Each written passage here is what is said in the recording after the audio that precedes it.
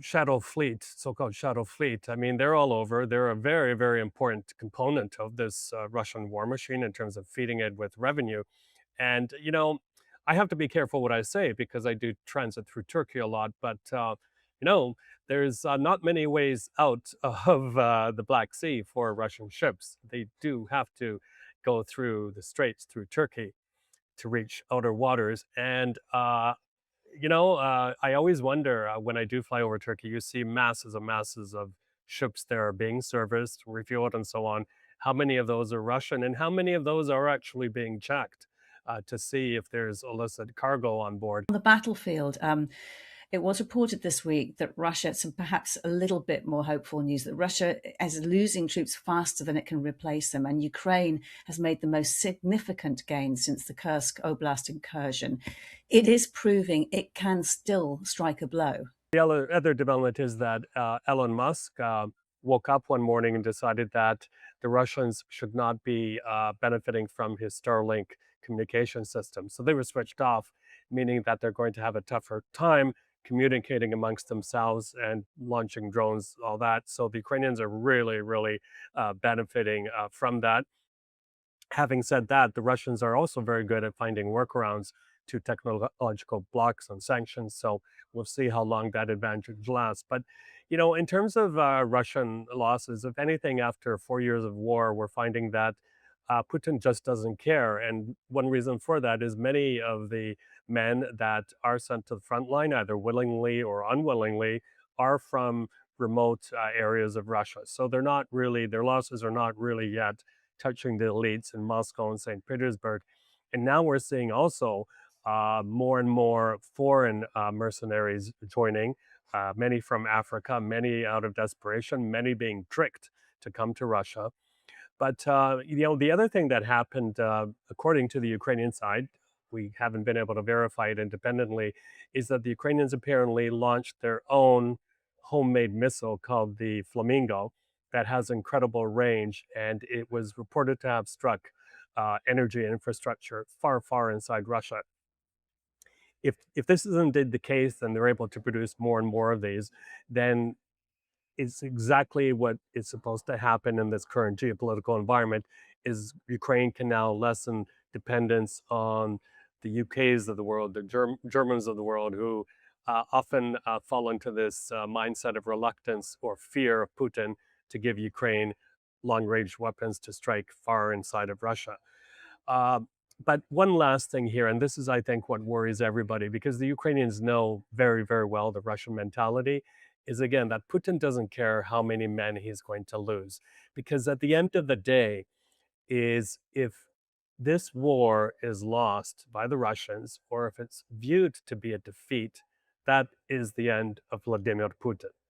So he will do everything, everything in his power to win this war. And one final point here, because I think it's very, very important for your audience, is that that includes an expansion or an escalation of his hybrid warfare that now stretches to many, many parts of the globe, including to the United Kingdom.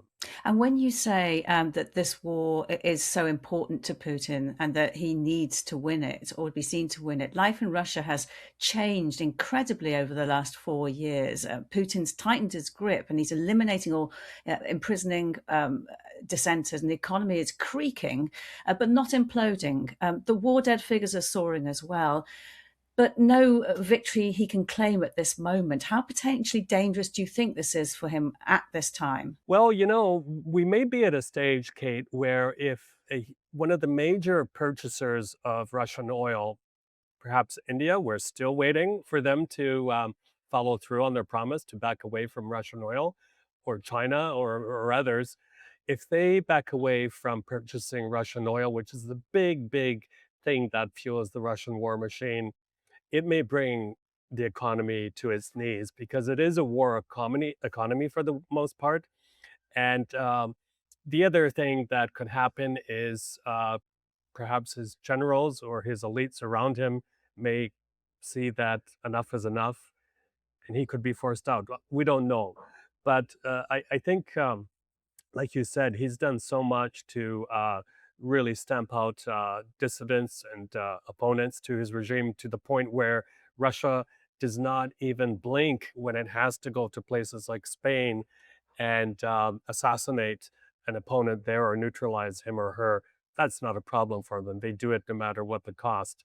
Uh, it doesn't matter if they have to go to the United Kingdom and torch a warehouse that carries humanitarian aid for Ukraine, or it doesn't matter to them if they're shamed or threatened by Kurostammer for sending a spy ship masquerading as a merchant vessel to map submarine cables off the UK coast, and at the same time shining military grade laser beams into the eyes of our AF pilots. That's the type of person we're dealing with here.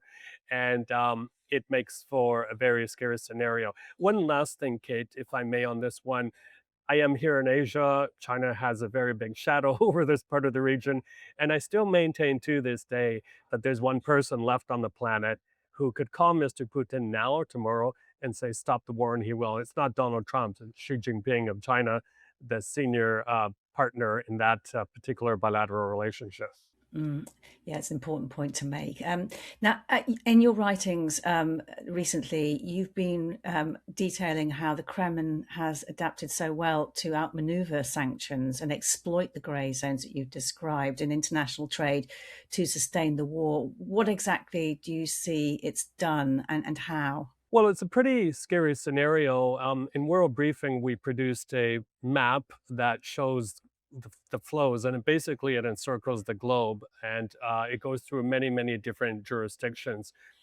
And if I can relate this web of sanction busting networks to also what we saw happen the other day in the UN General Assembly, where there was, on the fourth anniversary, there was a vote in support of Ukraine and to end the war. And I gotta say, I was shocked by the number of countries that either abstained or voting against.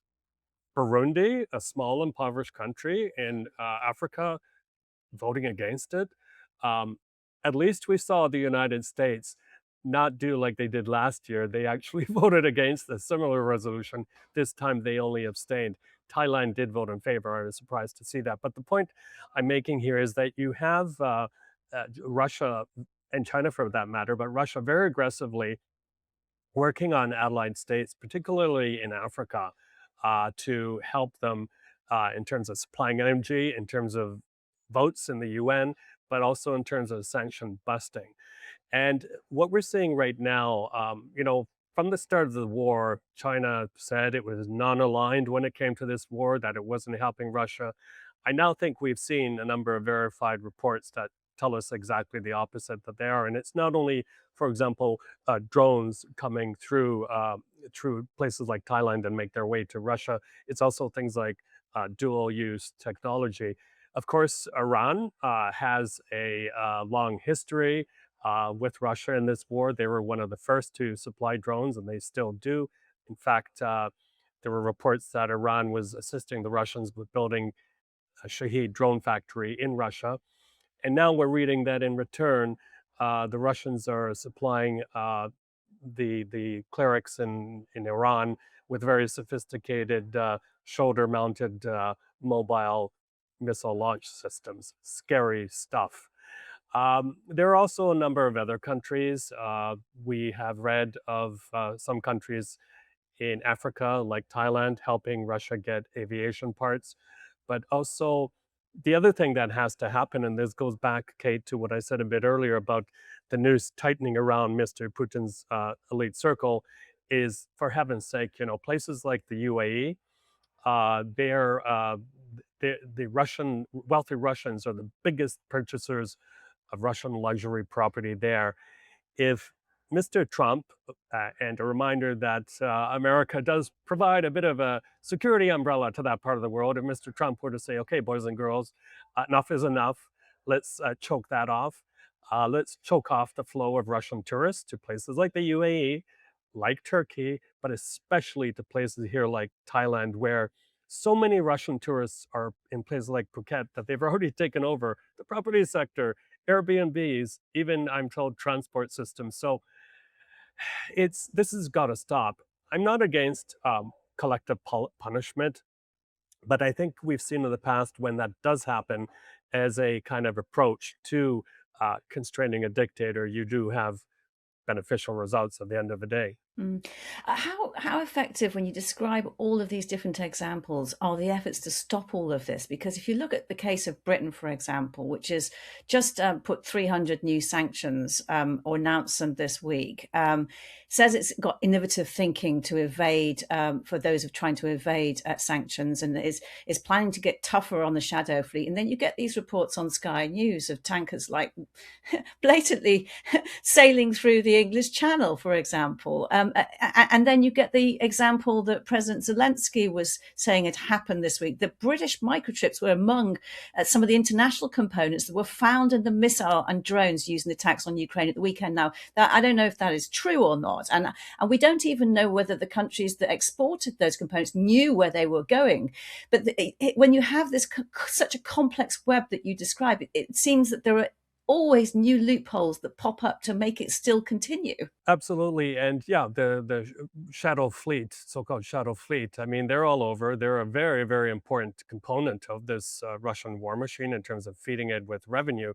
And I have to be careful what I say because I do transit through Turkey a lot. But there's not many ways out of the Black Sea for Russian ships. They do have to go through the straits through Turkey to reach outer waters. And I always wonder when I do fly over Turkey, you see masses and masses of ships there being serviced, refueled, and so on. How many of those are Russian, and how many of those are actually being checked to see if there's illicit cargo on board?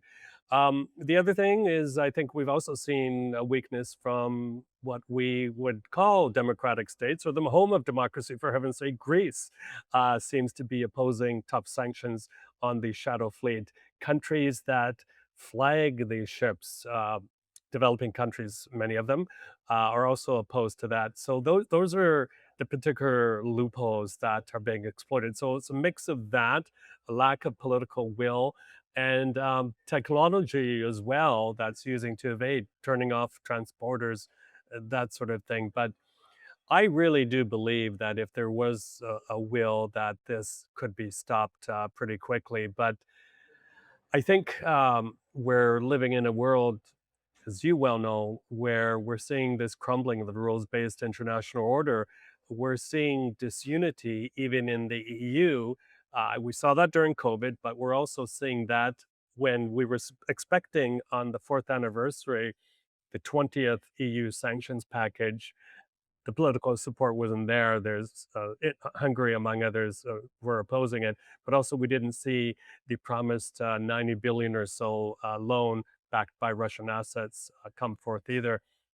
That really worries me because if that unity starts to break, and we could expect to see more leaders or parliamentarians elected that are not in support of backing Ukraine, it's not going to work in Ukraine's favor, but it will work in Mr. Putin's favor. Yeah, and you mentioned that in that lack of unity, you mentioned Hungary, and prime example. I mean, the two examples you've already given there, but also the latest development that the Prime Minister is saying that Hungary is going to deploy soldiers and equipment to protect key energy infrastructure. It's claiming that there's a potential of a Ukrainian threat to the Druzhba pipeline, which supplies Hungary. That kind of position, that kind of rhetoric, and it also goes back to what you were saying earlier, that finding out what the real truth and the real facts are, it's so blurred, and people just use it for their own agenda, don't they? Yeah. Well, look, for Mr. Orban, I think this is posturing. He is not doing well in the polls. He's facing an election, and that's what desperate authoritarian leaders do: is they find a reason to deploy the military and to look tough and to distract. And I don't want to draw a comparison between him and Mr. Trump, but they are buddies.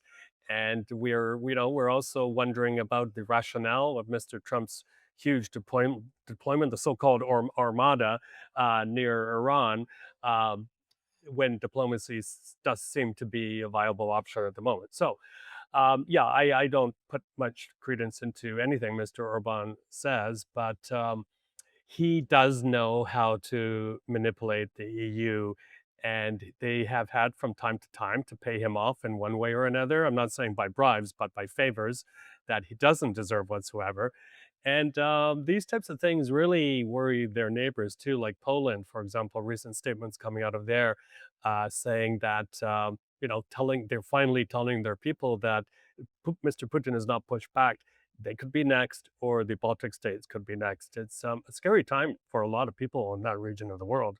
You've been watching Frontline with me, Kate Gerbeau, and for all the latest updates on the war in Ukraine and global security, you can subscribe to this channel and sign up for a membership. You can also listen to Frontline wherever you get your podcasts or on Times Radio at 1:30 a.m. UTC. And for all the latest news and analysis, you can visit thetimes.com. Thank you for watching. Bye bye for now.